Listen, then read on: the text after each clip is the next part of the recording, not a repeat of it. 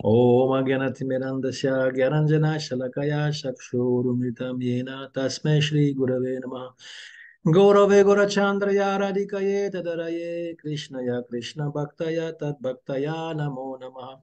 Donc nous continuons la lecture du Jeva Dharma, on est toujours au chapitre 6. Nous avons donc Devidas qui est le fils de Lahiri Mahashaya.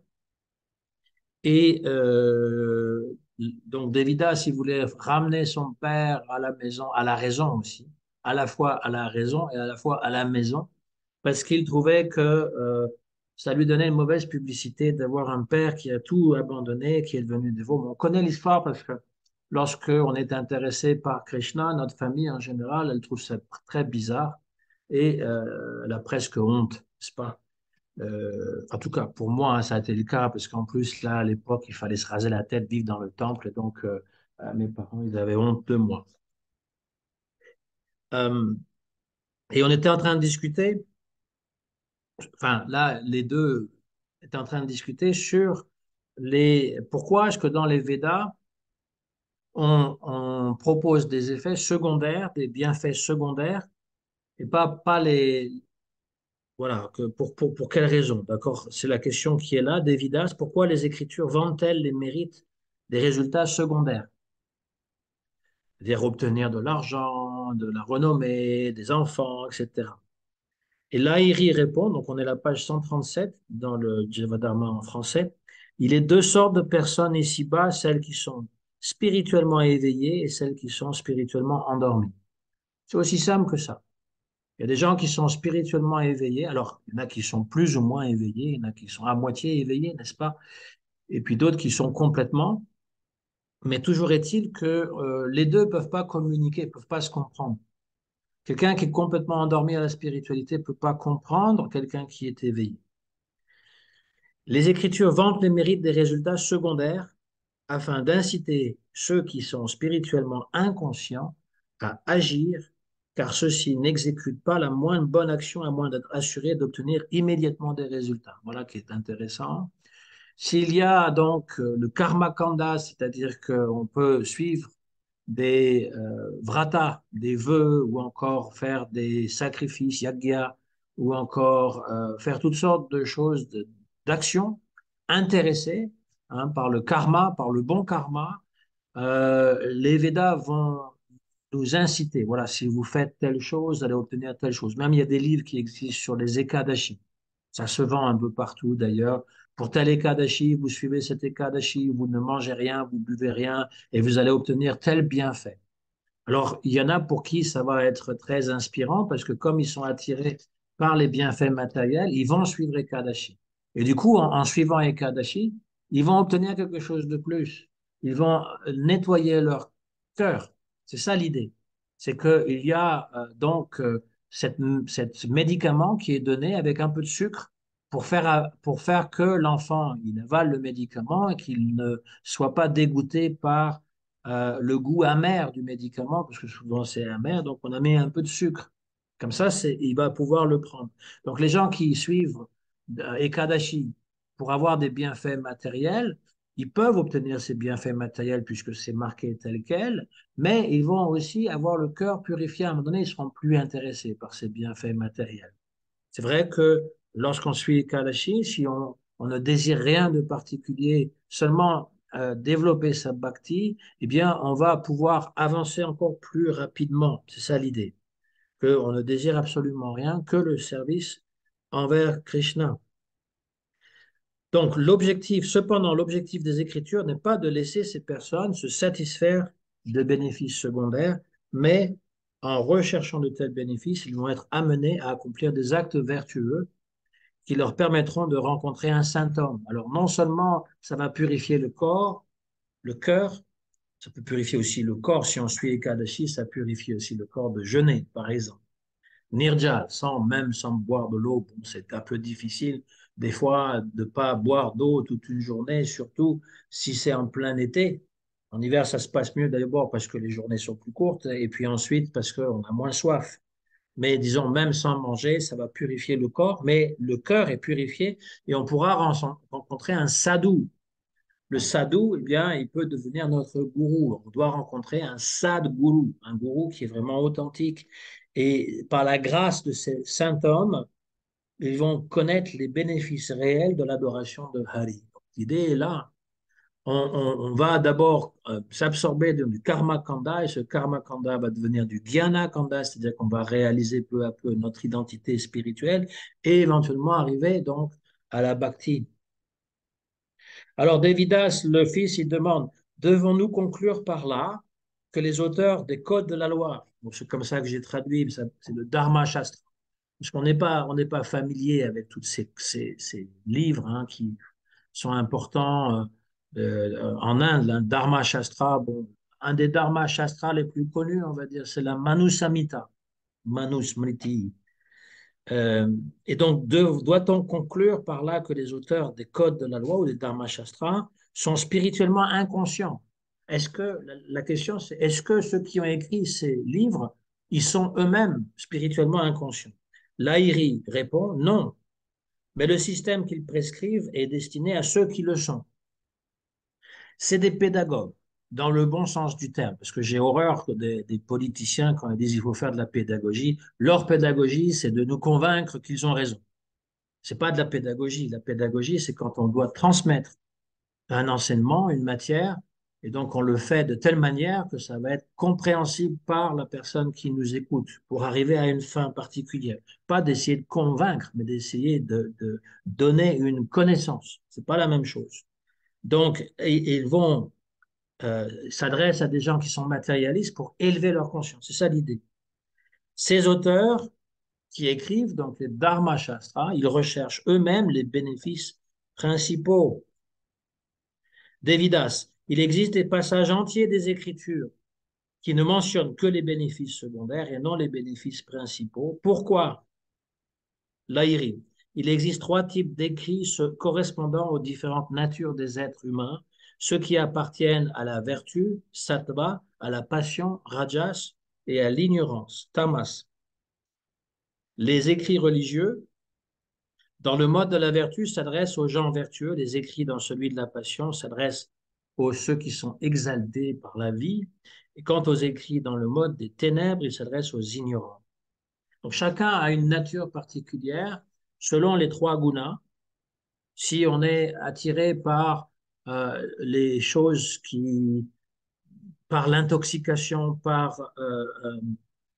si on est colérique de nature, si on est paresseux, si on a l'intelligence assez limitée et qu'on est attiré par des choses glauques et bizarres et morbides, eh bien, les écrits dans les modes de tamas, souvent attribués à ceux qui vénèrent Shiva ou Shakti, hein, parce qu'il y a comment dire, des écrits tantriques qui parfois sont vraiment très surprenants, surtout les adorateurs de Kali, hein, qui vont boire du vin, qui vont consommer de la viande, qui vont avoir des relations sexuelles bizarres, sordides. Et donc, les écrits tamasiques sont pour eux, pour élever la conscience. Parce qu'il y a quand même des mantras qui vont pouvoir leur permettre de se purifier. Si on est très influencé par Rajas, par le gain, par la célébrité, par l'argent, par l'amour passionnel, eh bien, il y a des Puranas qui existent pour eux dans le mode de la passion. Et puis, si on est plutôt influencé par Sattva, eh bien, il y a les Puranas qui glorifient Vishnu, le Vishnu Purana, le Padma Purana et suprême parmi les Puranas, le Srimad Bhagavatam ou Bhagavad Purana. Donc, ceux qui sont vertueux, ils ont une foi naturelle pour les écrits qui sont dans le sattva. Alors, bien entendu, je peux déjà anticiper des questions. Il y en a qui vont me dire, oui, mais bon, moi, des fois, c'est un mélange des trois. Je ne peux pas dire que je suis dans sattva guna, ni dans rajas, ni dans tamas. Ça dépend des heures de la journée ou encore des temps dans l'année, n'est-ce pas? On va pouvoir être influencé par l'un ou par l'autre. Quand on est très fatigué, qu'on est un peu grincheux, on est plutôt sous tamagoul. Alors, oui, Krishna en parle de ça aussi. Il dit que dans la Bhagavad Gita, il parle des trois gunas et il dit que celui qui n'est pas exalté quand il y a absence des gunas ou encore prédominance du sattva guna et qui n'est pas déprimé, qui ne tombe pas en dépression profonde quand c'est le rajas ou le tamas qui prédomine, mais qui voit seulement qu'à travers lui se manifestent les gunas, celui-là est déjà au-delà des gunas. C'est-à-dire que nous pouvons être influencés de temps en temps par ces gunas. Alors, c'est vrai que le pur bhakta, lui, ne sera jamais influencé. Mais disons que nous pouvons toujours être influencés. Mais si nous avons un attrait pour le Srimad Bhagavatam, pour la Bhagavad Gita, pour tous les écrits qui vont élever notre âme et qui vont développer notre bhakti envers Krishna, si on aime écouter notre Gurudev et on veut suivre ses instructions et on veut être auprès de lui, c'est parce que il y a une forme de sattva qui prédomine malgré tout, même si on n'est pas complètement zen et toujours paisible et toujours très réceptif, toujours joyeux, on est d'accord. Mais il y a quand même une prédominance de sattva parce que les gens tamasiques, les gens rajasiques ne sont pas attirés par ces choses-là. Ils sont attirés simplement par soit avoir du bon vin et du bon temps ou encore travailler dur pour pouvoir avoir les vacances de rêve avec leur famille, etc. Comme exemple, hein, Rajas et Tamas. Et le plus important, c'est le fait qu'éventuellement, on va rencontrer un sadhu. Parce que le sadhu, il va pouvoir nous instruire sur une vie spirituelle encore plus élevée. Et on va s'absorber dans la vraie bhakti. Je saute quelques phrases. J'arrive en bas de la page 139. J'ai étudié de nombreux écrits depuis ma tendre enfance, mais aujourd'hui, par votre miséricorde, je les découvre sous un jour nouveau. Voilà, parce que lui, Devidas, c'est un matérialiste, il est un spécialiste de la logique sanscrite, et donc les brahmanas qui sont en Inde, il y en a encore qui se spécialisent dans ces comment dire, théories, soit la science de la puja, parce que c'est plus de la puja aujourd'hui que des yagyas, hein, soit encore dans la logique ou dans d'autres euh, branches du Veda, mais qui ne sont pas des branches très spirituelles, dans le sens qu'elles ne nous apprennent pas la distinction entre l'âme et le corps et l'esprit, et ni notre nature, ne fait pas découvrir notre nature véritablement spirituelle, qui est Atma, Atma Tattva. Lahiri répond, le Srimad Bhagavatam stipule de tous les traités, autant des grands que des petits, l'homme avisé fera son miel, tout comme une abeille extrait des fleurs du nectar. Il fait du nectar avec les différentes fleurs, va butiner. Donc l'homme qui est avisé, l'homme, la femme qui est avisée, va puiser dans les différentes écritures pour faire une synthèse. Alors, autrefois, je pensais que tu étais un athée, dit-il à son fils, mais aujourd'hui, je ne critique plus personne, car je sais que la foi dépend de l'habilitation. Bon, c'est comme ça qu'on a traduit adhikar. Adhikar, c'est l'aptitude, l'habilitation, la qualité, la qualification. Bon, c'est toutes ces des synonymes presque. Mais qu'est-ce qu'on peut faire? Notre nature nous pousse à faire quoi? Voilà. Donc lui, il dit, il ne sert à rien de critiquer qui que ce soit. Chacun agit selon ses propres capacités et progresse en conséquence, le moment venu, vers une étape supérieure. C'est intéressant ça. Parce qu'en fait, on peut passer des écrits tamasiques. Bon, on le voit des fois dans notre vie. Peut-être avant, nous aurions pu être intéressés à regarder des films gore, comme on appelle, des films d'horreur, des films beaucoup de violence. Et puis, à un moment donné, eh ben, ça s'est épuré. Et puis même, le désir de regarder des films est peut-être parti complètement de notre envie de, euh, de gratifier nos sens. Ça, c'est une purification progressive. C'est une purification progressive. Et donc, dans l'adoration des devas, on peut éventuellement donc passer de l'adoration du Kali à l'adoration de un deva super plus dans Rajas, je sais pas, Ganesh par exemple, et éventuellement arriver à Vishnu et ses avatars, qui est dans Sattva. tout ce qui est attrait à Vishnu est dans Sattva Guna. Et donc, ça ne sert à rien de critiquer qui que ce soit, parce qu'il y a beaucoup de gens qui font sont absorbés dans une religion, une spiritualité qu'on pourrait trouver discutable en disant, ben oui, mais ça vole pas haut, votre truc. C'est vrai, mais c'est pas parce qu'on va lui dire ça qu'il va suivre le Vaishnav Dharma. Il faut qu'il fasse cette expérience. Peut-être ça pourra prendre même plusieurs vies, mais quand même.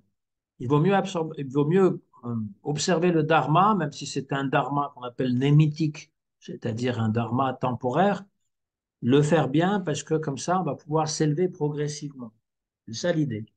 Et on va pouvoir voir les choses différemment. Mais c'est la même chose pour la bhakti. Il y a une bhakti qui est influencée par les trois gunas, comme Kapiladev le dit dans le troisième chant du Bhagavatam. Il y a une bhakti qui est sous l'influence de tamas.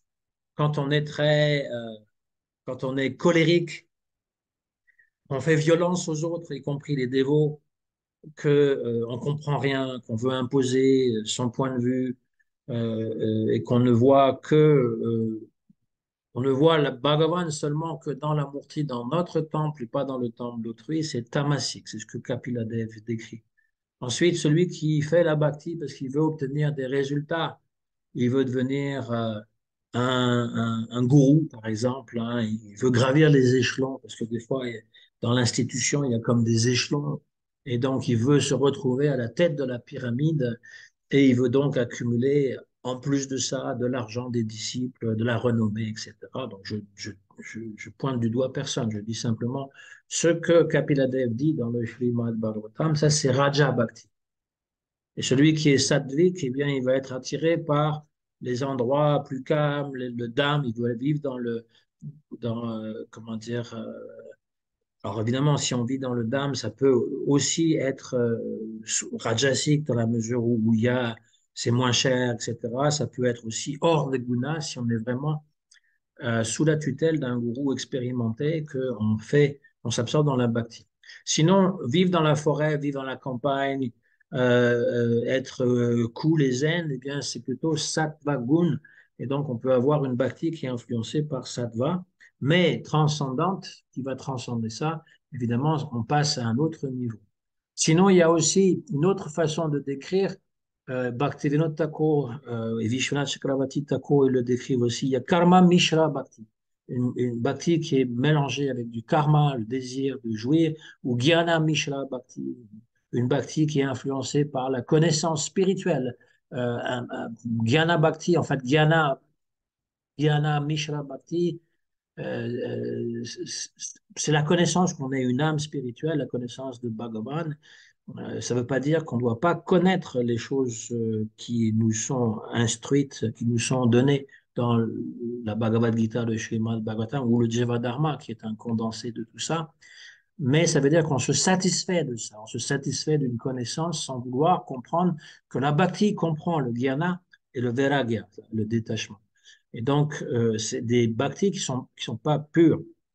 Et puis, on peut aussi parler de Vaidhi Bhakti. La Vaidhi Bhakti, c'est celle euh, qui donc suit les vidis, c'est-à-dire les injonctions de la Bhagavad Gita, des Shastras, qu'est-ce qu'il faut faire, qu'est-ce qu'il faut éviter de faire. Donc, suivre Ekadashi, suivre, jeûner pour les fêtes spéciales comme Lishinga, Chaturthati ou encore Janmashtami, etc.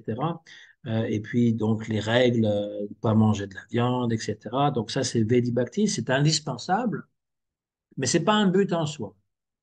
La sadhana bhakti, qui suit la Vedi Bhakti, n'est pas un but en soi, parce que ce que Chaitanya Mahaprabhu est venu donner, c'est Raganuga Bhakti. Et donc, à un moment donné, notre Vedi Bhakti doit muer en Raganuga Bhakti. Et c'est ce que Srila Bhaktivinoda Thakur dit dès les premières phrases du Jivadharma. Il enseigne la Raganuga Bhakti. Mais en enseignant la Raganuga Bhakti, il va parler aussi de la Vedi Bhakti parce qu'on ne peut pas, la Raganuga Bhakti, c'est-à-dire l'attrait spontané, il ne faut pas le confondre avec je fais ce que j'ai envie de faire. Parce qu'il y a des personnes qui pensent, moi je fais Raganuga Bhakti, je ne suis pas les principes, je me lève à l'heure que je veux parce que c'est spontané. Non, ça c'est de la paresse et c'est des excuses. Et donc, Raganuga Bhakti, euh, elle est secondée, on va dire, par Vedi Bhakti. Alors, on y reviendra parce qu'il en parle, hein. Et donc, voilà, donc il lui dit ça. Son fils était impressionné par les réponses qu'il reçoit parce qu'il pensait que les dévots étaient tous des fanatiques. Lahiri va dire, mon fils, tu peux voir en moi un fanatique ou tout ce que tu voudras. Mon vénérable maître se livre à des dévotions dans la hutte voisine. Donc, ils sont tous des Babaji. Là, Lahiri Mahasaya n'est pas encore un Babaji, mais sinon, ils sont tous des renonçants. Ils vivent dans des huttes, c'est-à-dire des cabanes qu'ils ont construites eux-mêmes. Donc, il vit dans la hutte voisine. Il m'a transmis les conclusions essentielles de toutes les Écritures. Et c'est le même message que j'ai essayé de te transmettre aujourd'hui. C'est-à-dire que quand on parle de Krishna, on essaye d'expliquer les shastras, quand on prêche, eh bien, tout ce qu'on fait, c'est répéter ce qu'on a entendu, c'est pas inventer des choses nouvelles. Moi, je vous dis absolument rien qui vient de de mon propre cru, à part quelques exemples que je peux donner, ou encore des compréhensions toutes particulières. Voilà. Si tu désires recevoir de ses lèvres la réponse aux questions que tu te poses, approche-le avec respect et considération. Il t'enseignera directement. Viens, je vais t'introduire auprès de lui. Donc ça, c'est vraiment aussi le signe des dévots qui a compris qu'il y a des personnes qui sont mieux placées que lui pour enseigner encore davantage. C'est ce qu'a fait les gourous respectifs de Shyamananda Prabhu et de Narottam Das Thakur et le troisième, euh, j'ai oublié son nom, c'est les trois qui sont toujours ensemble. Et donc, ils ont pris refuge en Jiva Goswami, qui est devenu leur Shiksha Guru. Donc, leur gourou respectif leur a donné la permission, hein.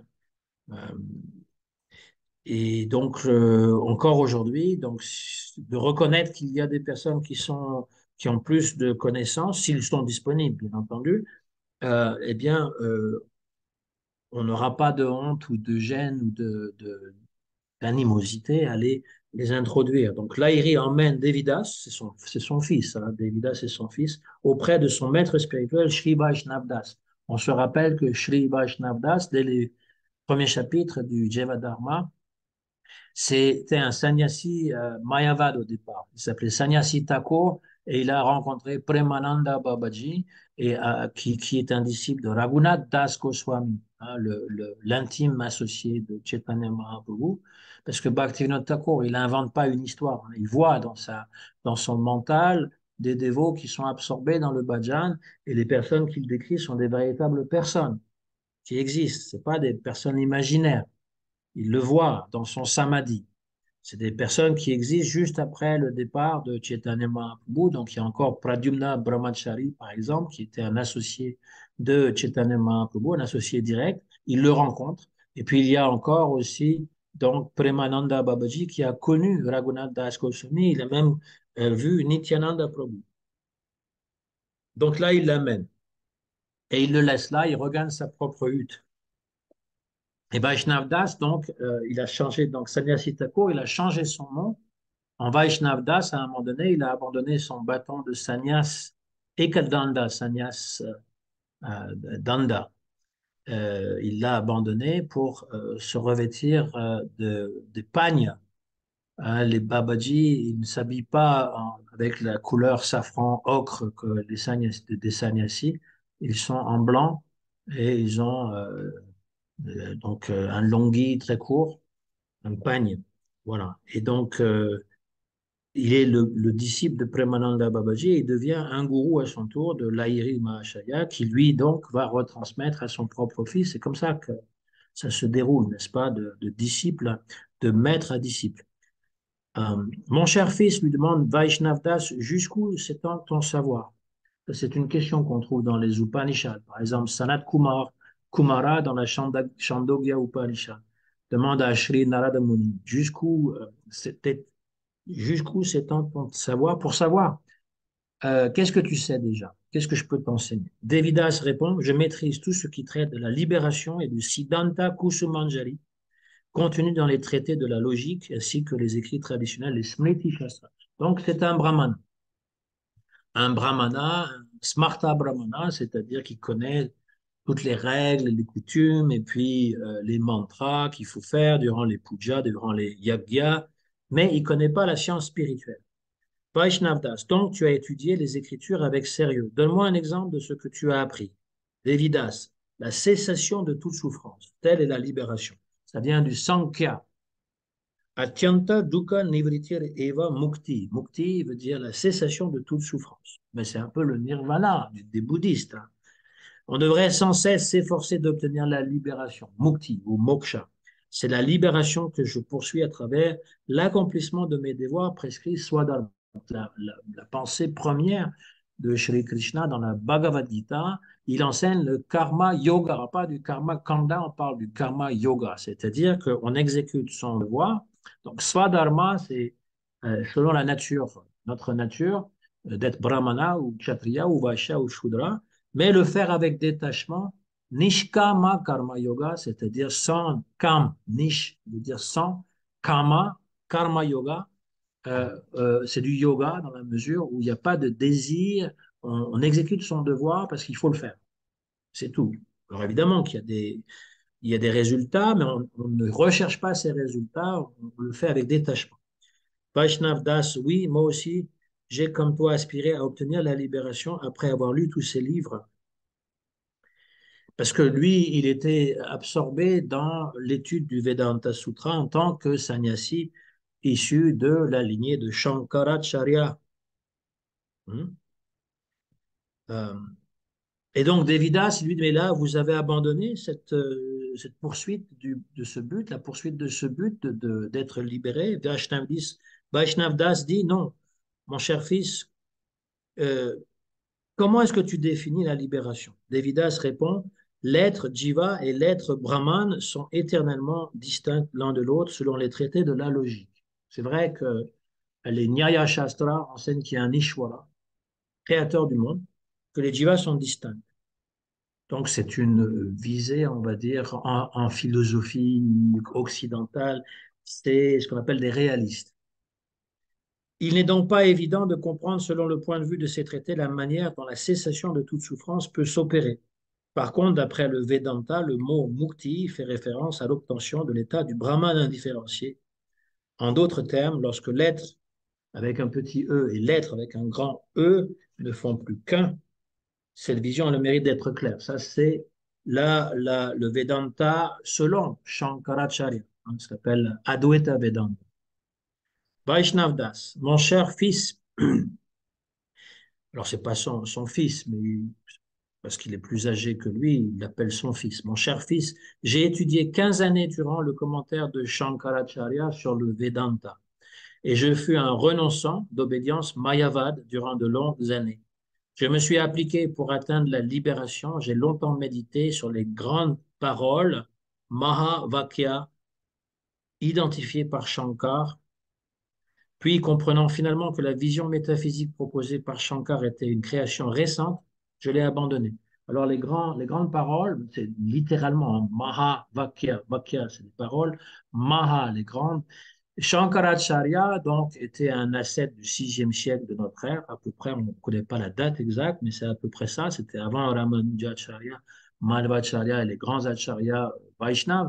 Et donc, Shankaracharya, eh bien, il avait dit que les Upanishads, parce que c'est tout ce qui l'intéressait dans le Veda, c'est pas la section Karma Kanda, c'est la section Jnana Kanda qui l'intéressait, donc les Upanishads, et particulièrement les 10 Upanishads dites védiques, les plus anciennes, qui sont rattachées encore au Veda directement. Donc, par exemple, la Brihadaranyaka Upanishad, la Chandogya Upanishad, la Taittiriya Upanishad, il cite ces trois Upanishads assez souvent dans son commentaire au Vedanta Sutra.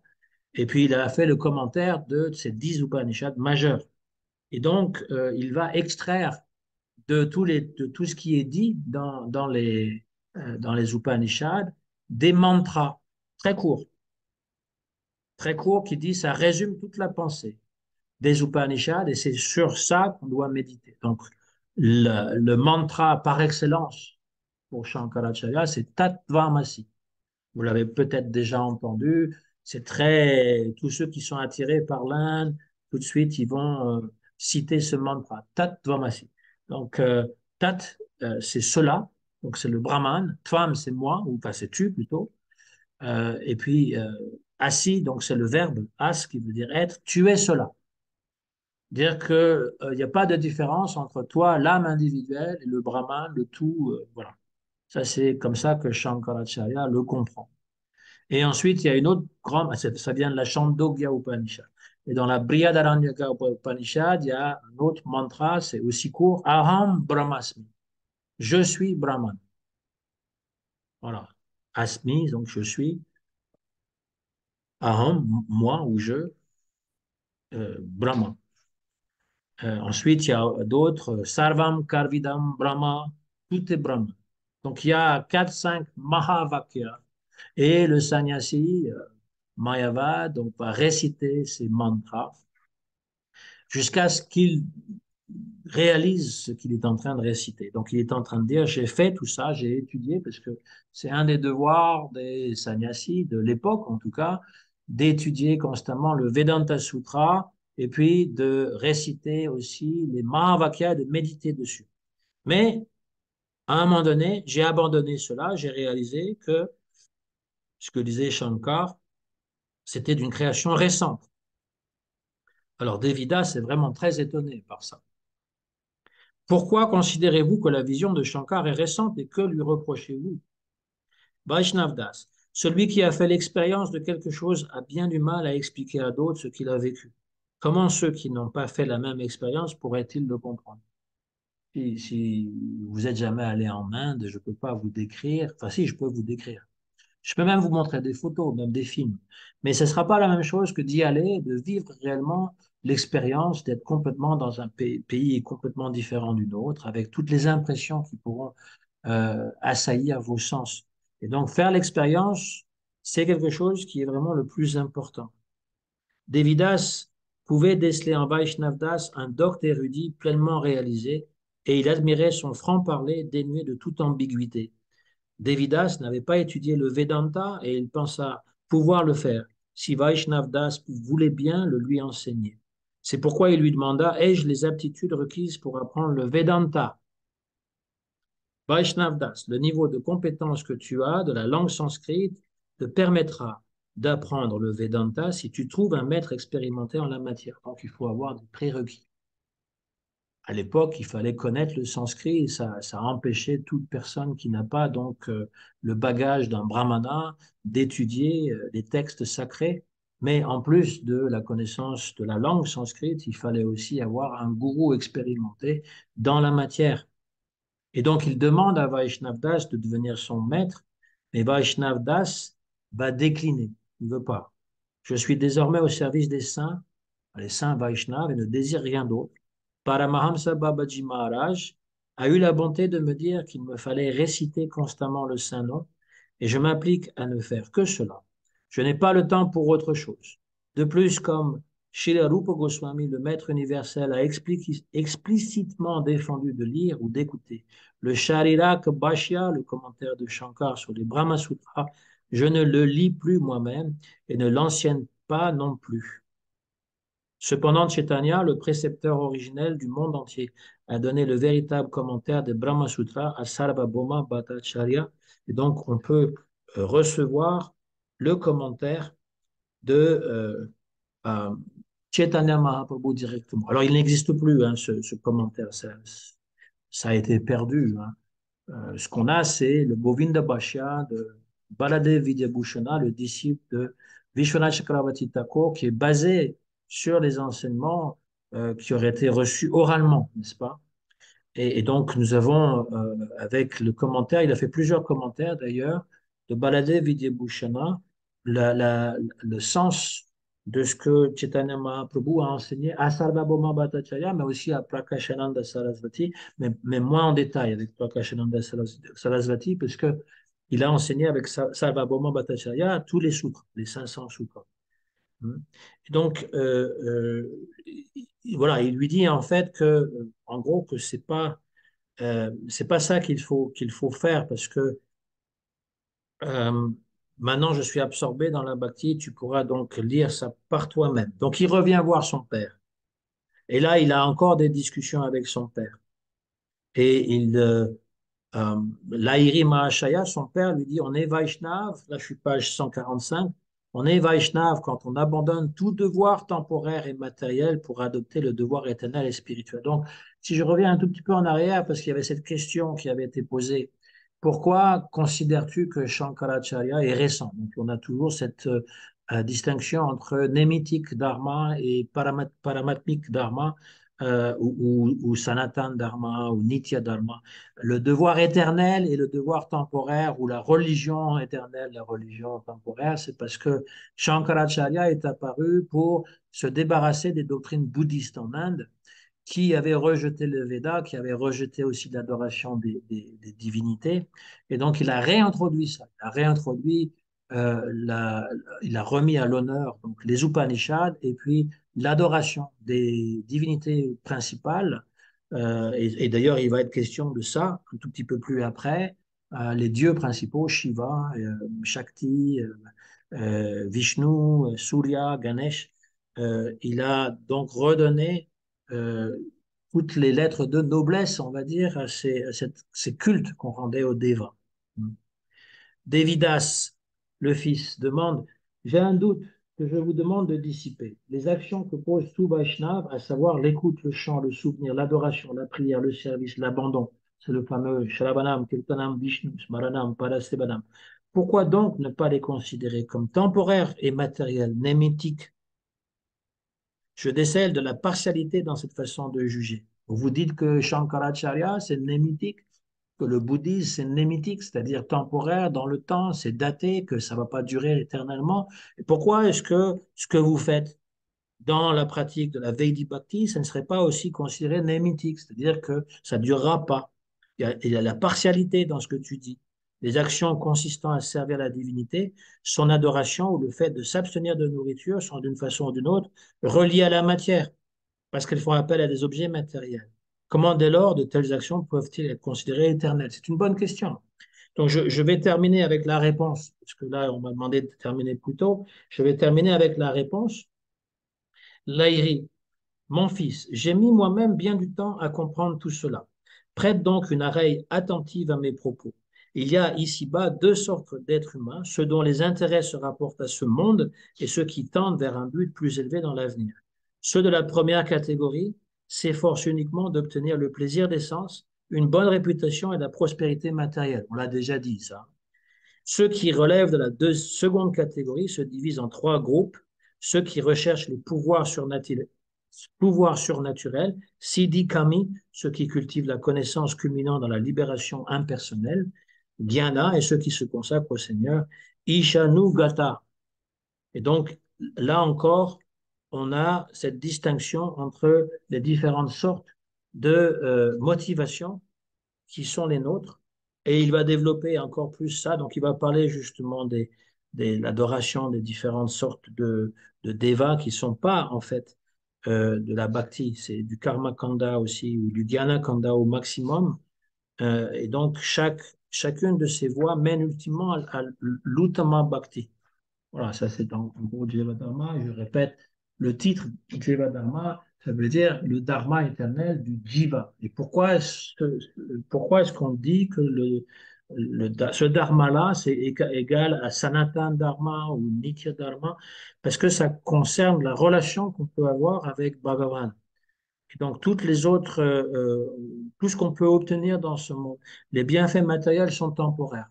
Vous pouvez avoir beaucoup d'argent aujourd'hui et le perdre demain. On le voit, hein. On voit des gens qui sont ruinés du jour au lendemain, et vice-versa. On peut avoir pas d'argent et tout d'un coup plein d'argent.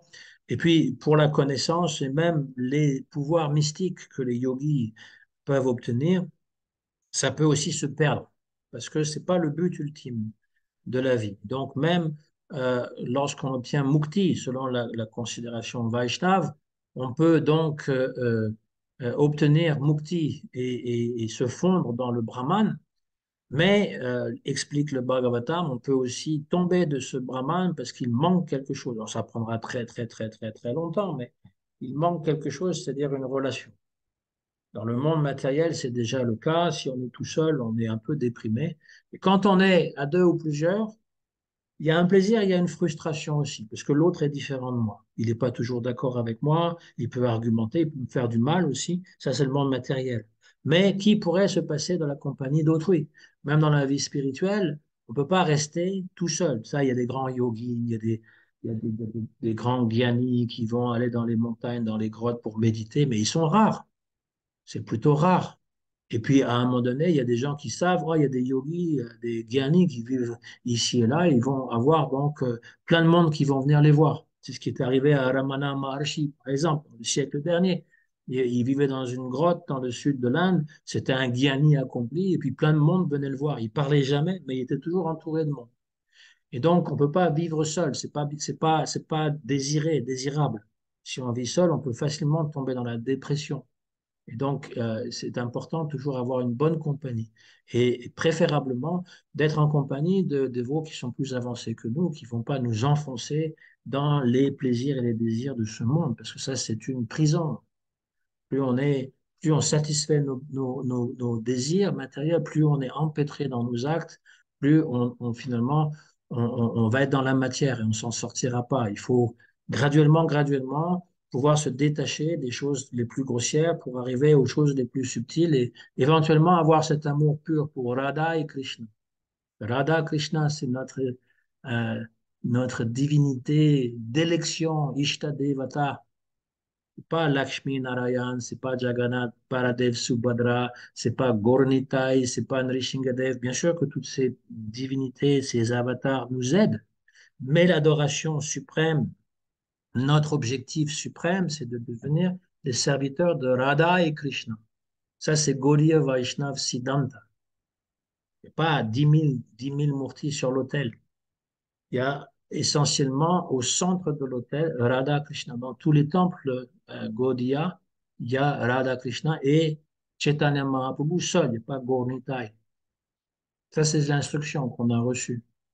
C'est important de le savoir parce que sinon, si on met Jésus et Bouddha et Krishna, notre bhakti, elle est toujours mélangée avec toutes sortes de désirs et on n'a pas une foi constante fixée sur euh, un seul une seule forme de divinité. Tu as Bhakti, tu as une question? Mais tu dis que quand on est seul, on déprime.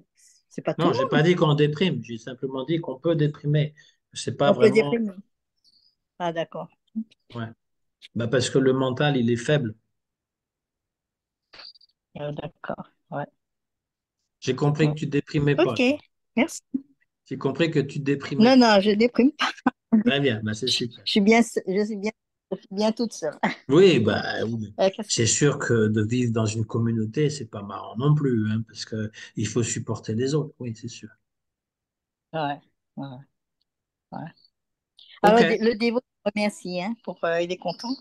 Mais bon, il avait une question. Il avait, excuse-moi, c'est 5 minutes. Il comprenait pas pour la forme universelle. Il disait, mais pourquoi Krishna a dit à Jivan, pas Jivan, à Arjuna, Arjuna, de, qu'il faut qu'il ait des yeux.